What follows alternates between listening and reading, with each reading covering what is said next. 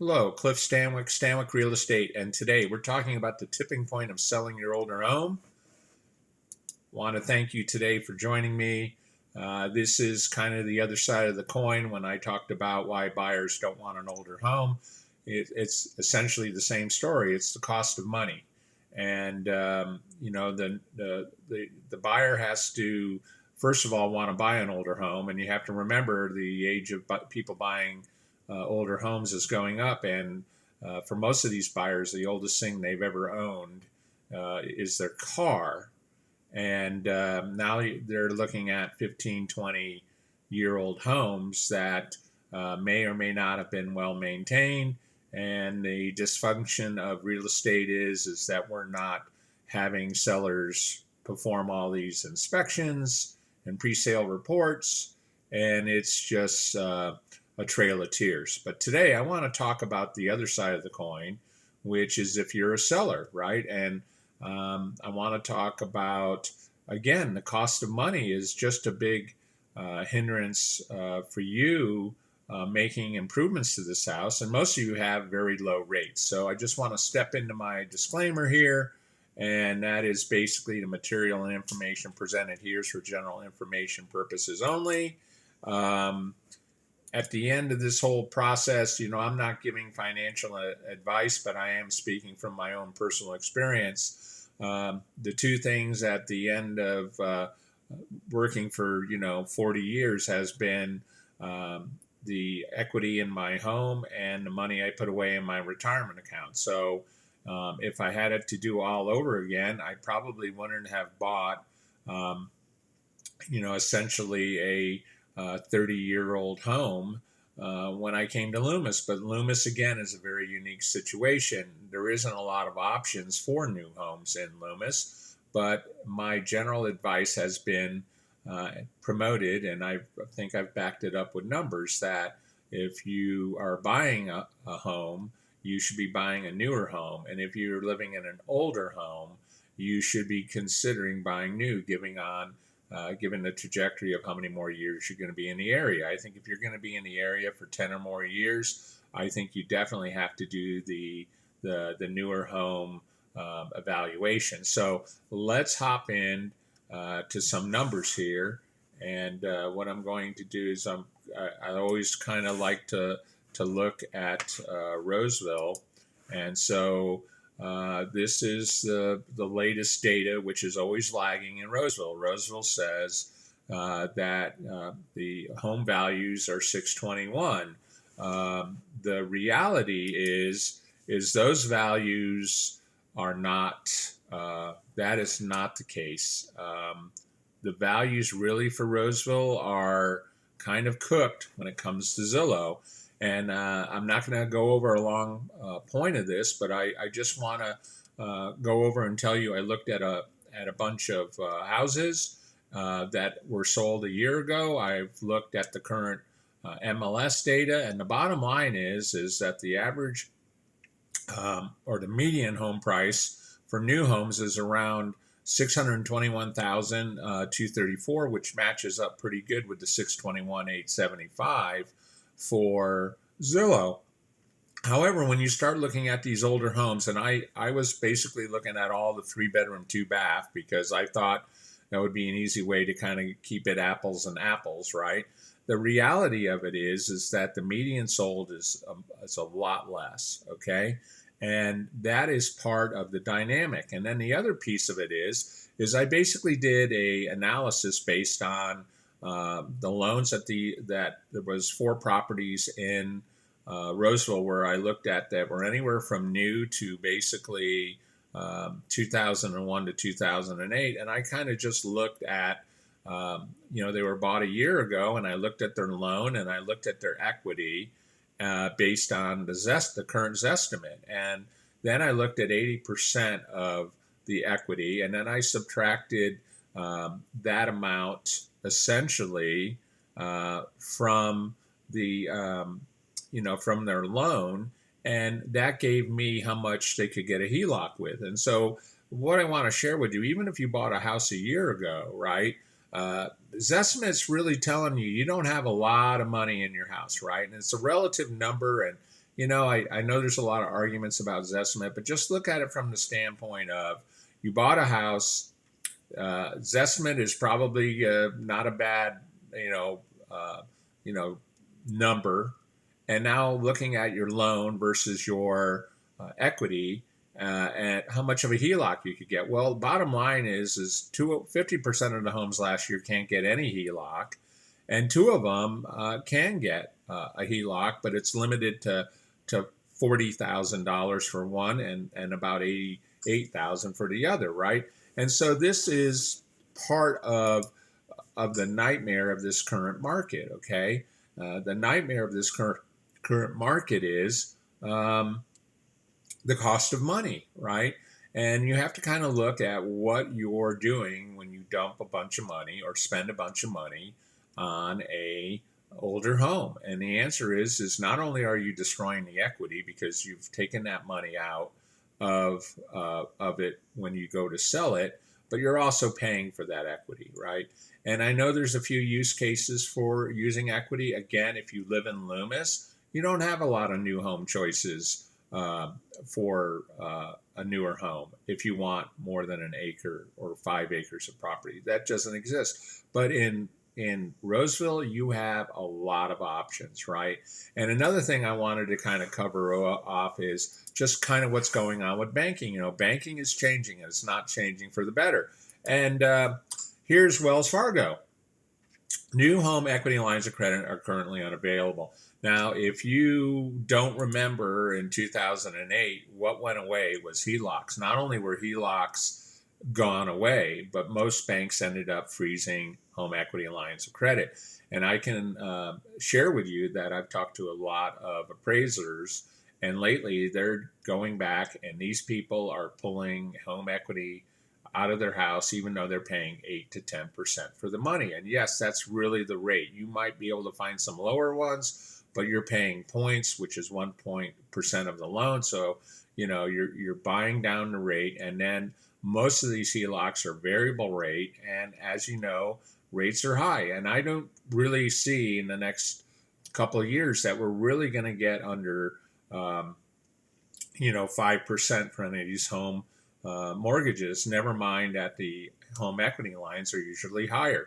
So we're going to look at, again, let's look at the chart of selling your house, okay? Selling your house, and you have cheap money. Okay, so this is what I did with this. I looked at 3%, 4%, 5% on current loan based on a monthly principal and interest. And again, this is all relative, right? At the end of the day, you have to look at all the debt you have and what you're currently trying to do and really associate what the cost would be. What I'm trying to do is do a relative cost here. I'm just going to say, hey, your 3% mortgage at $500,000 loan is $2,108. If you get the new $500,000 loan, and it isn't new construction, you're going to be basically paying $1,000 more for the same loan, which is a lot of money, right? So even if you transfer your equity, you're going to be paying $1,000 more a month. And that has been the argument that paralyzes people selling their house. My payment's going to go up. What they don't really look at is the repairs that their house may or may not need given the age of where the house is, right? So we're going to go back to the screen share, and we're going to look at some of these home improvements, right? Now, I know a lot of you are going to say, well, these numbers are whack or whatever. You know what? They're close enough, right? And the solar incentives, if you did not lock in the old incentives for solar on your house, they are definitely going up. So let's look at solar. Big, helpful add-on for selling your house. Probably get a dollar for dollar value, but it's going to run you 20 grand. Okay. If you're going to do bathrooms, they're going to be about 10 grand. If you do a kitchen, an easy 50,000, and windows are 10, and roof is 20, and heating and air is at least 10. Paint, flooring, at least 10. And then if you want to do a pool, you're probably staring at 50,000. If you're doing an addition, you're staring at 100,000, right? But as I shared with you, you're basically going to be in this equity conundrum, right? So basically, they're only going to loan you the money that is, um, more than basically 80% of the equity, right? So what I mean by that is they're not going to loan such that if you have a $500,000 house, they're going to give you $100,000 and leave 400,000 as the baseline. If you have payments that are add up to over 400,000, including your HELOC and your first or second mortgage, you're only going to get that amount, right?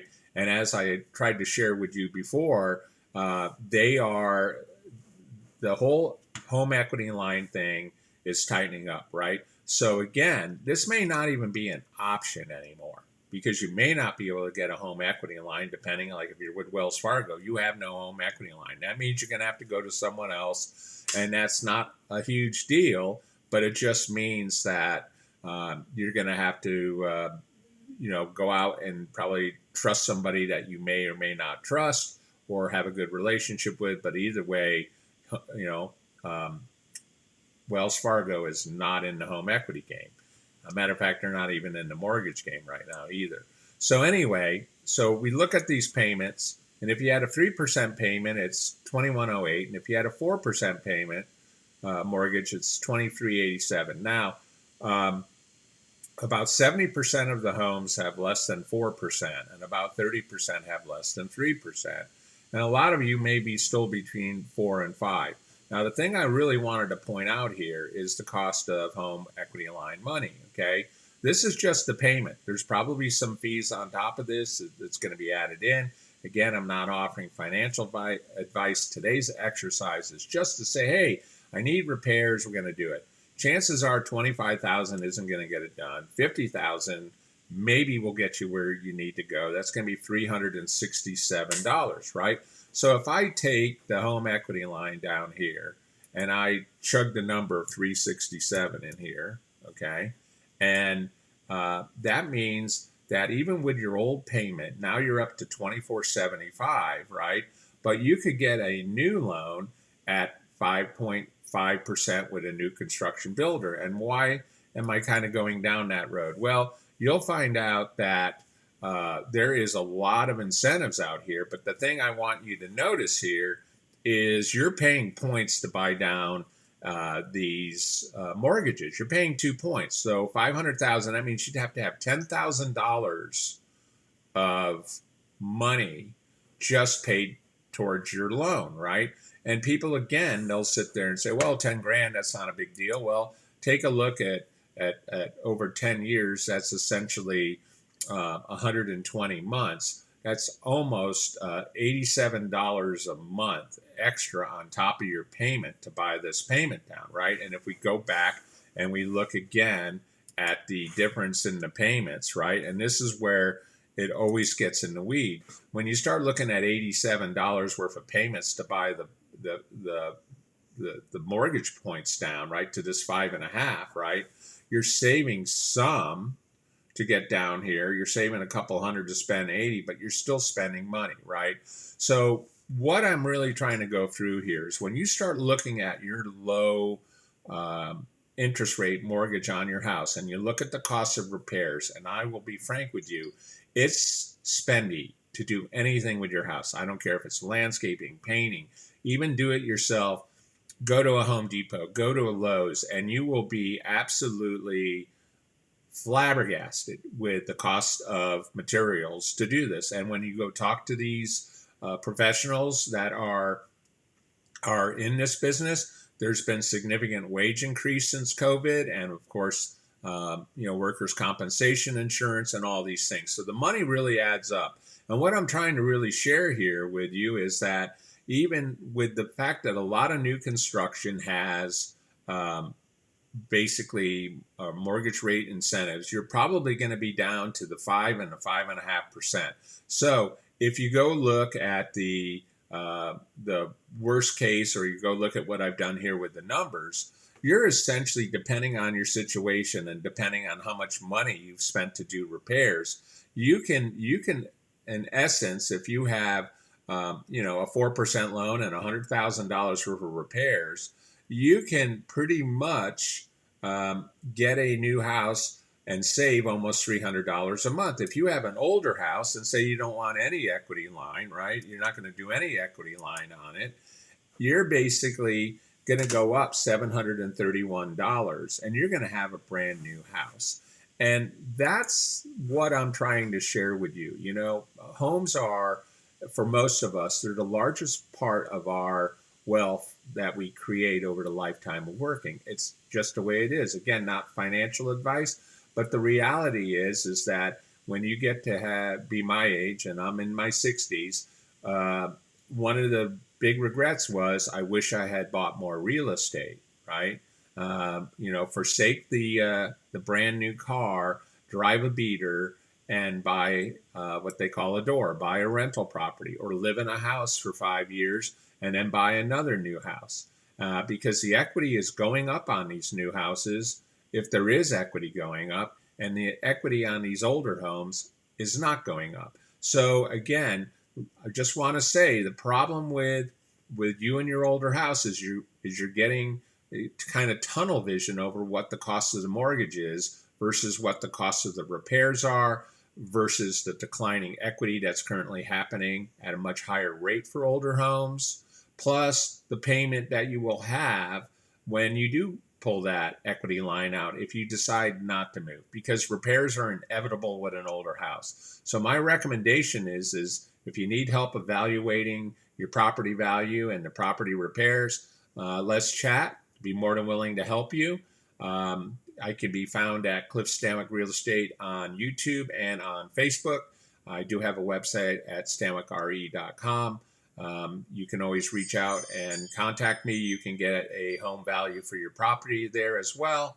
Again, I want to thank you for your time. These are very challenging times in real estate. Banking is going to get tighter. It's going to become more expensive. If Chase and Wells Fargo are your only options, and it appears like that may happen, that's just going to cost money to cost a lot more. So with that, I want to wish you all the best. Thank you for joining me today, and have a great week.